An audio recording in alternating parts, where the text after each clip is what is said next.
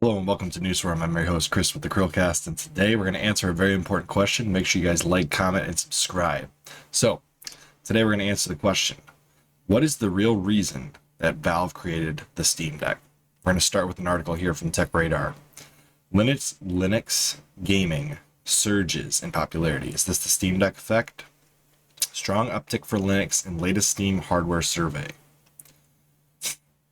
Linux gaming has witnessed an impressive uptick in popularity among Steam players by the latest hardware survey from Valve's gaming platform. The hardware survey for April 2022 shows that the amount of gamers using Linux has increased to 1.14%, which is still a modest percentage, but it is up quite strongly on the previous month when Linux sat at exactly 1%.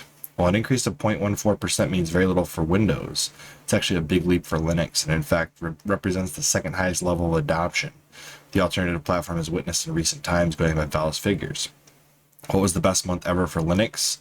That was November 2021, when Steam's hardware survey reported an adoption level of 1.16% as gaming on Linux, which reported on this. Pointed out, interestingly, that adoption percentages had climbed up to that peak quite speedily since July 2021, when the Steam Deck was first announced. But since hitting the high, that percentage drifted slowly downward to 1% in March of 2022. So what's quite remarkable here is that we've seen a large spike, relatively speaking, with a jump from 1 to 1.14%, the biggest leap in recent times in the space of just a month. Analysis: is the deck driving adoption? As mentioned, while these relatively small percentages of the overall Steam gaming landscape, these are relatively small percentages, this still looks like a promising large leap for Linux in April 2022. Is this a reflection of the popularity of the Steam Deck, then helping to drive gamers to test the waters of Linux? Well, I mean, if you got a Steam Deck, then you are using Linux, so that would make sense. We believe so, although it doesn't mean that a load of Steam Deck owners are suddenly showing up to Valve's survey. There are a lot of Steam Decks out there now, of course, as many as Valve can possibly make and ship, though it's not clear what that actual number might be. I myself am still waiting till the fall for mine. What you may not realize is that it's apparently the case that the Steam Deck users only get invited to participate in the Steam hardware survey while in desktop mode. That's kind of interesting. So with the Steam client running, and most folks will spend almost all their time in gaming modes, this likely means a lot of Steam Deck owners are not even getting a chance to be part of the survey. So it could be a lot more people. What this current spike in adoption for the last month is probably showing is simply the extra interest in Linux gaming, which is being drummed up around the Steam Deck, and specifically Valve pushing forward with work on Proton to make it work better and be compatible with more Windows games. In reality, if Steam Deck owners were fully included in the monthly hardware report, Linux gaming percentage would likely be a fair bit higher still. And when Valve addresses how the survey is implemented on Steam Deck so it comes to everyone, not just those hanging in desktop mode at the right time, we could see a much bigger uptick through, in relative terms. Let's temper expectations appropriately, of course. We can expect last year's high of an adoption percentage to be beaten and possibly left behind by quite some margin in the near future, not just as more deck owners are included in the survey, but as more and more units of the handheld ship.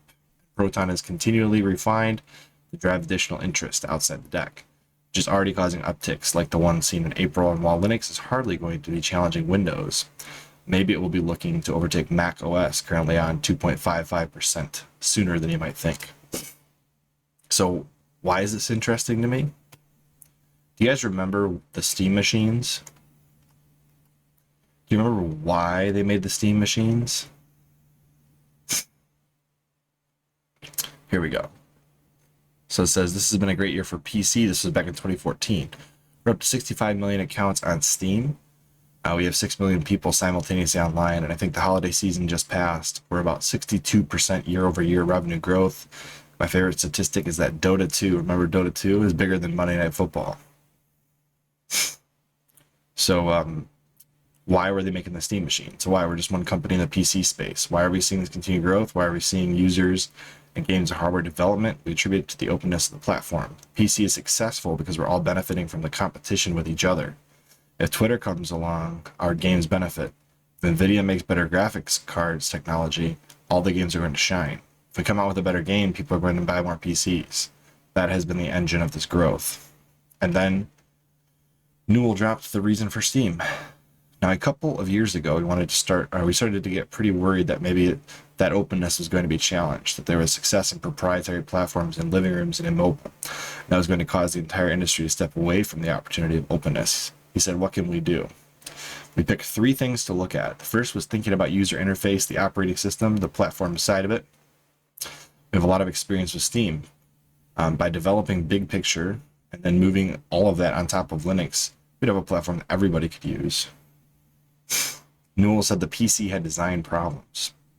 The hardware that you're using on an airplane is not necessarily the right form factor for what you want to have in the living room.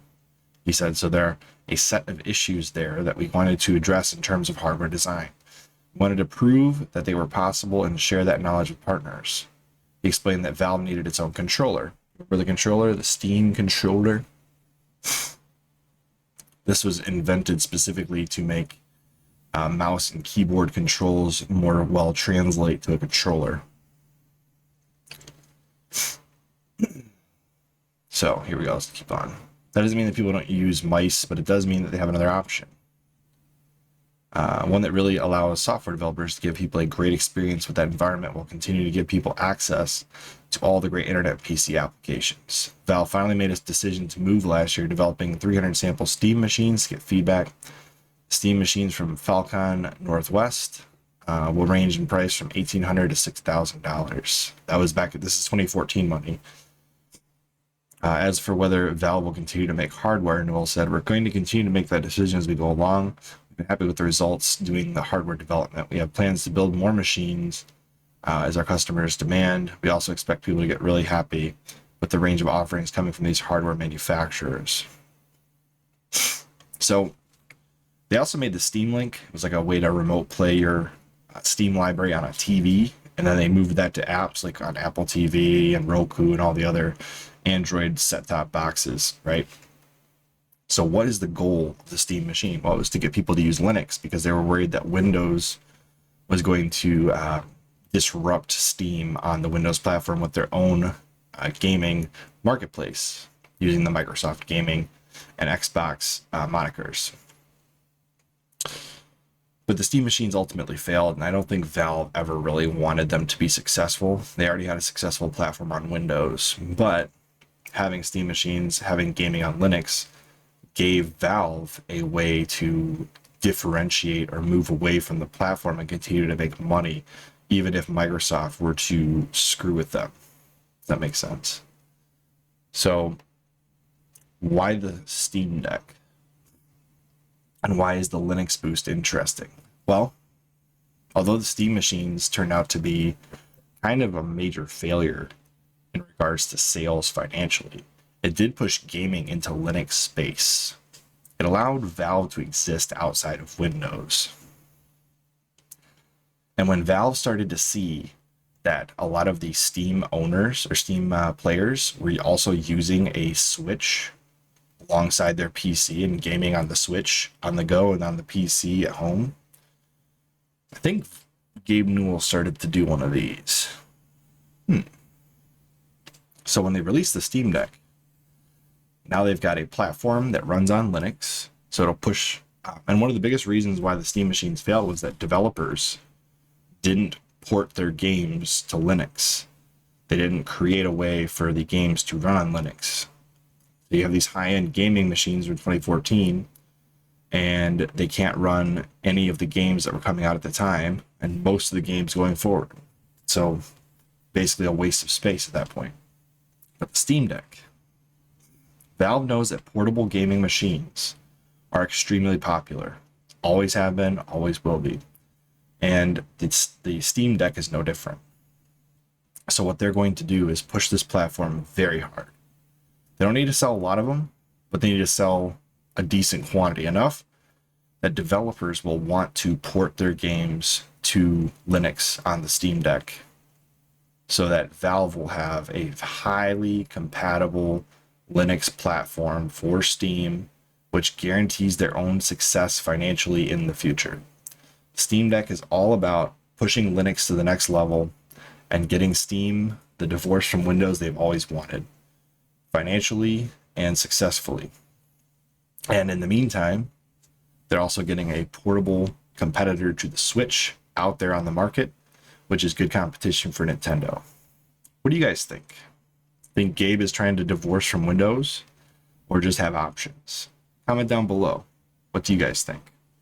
As always, I'm Chris with the CHRILLCAST, and we'll see you guys on the next one. Bye, guys.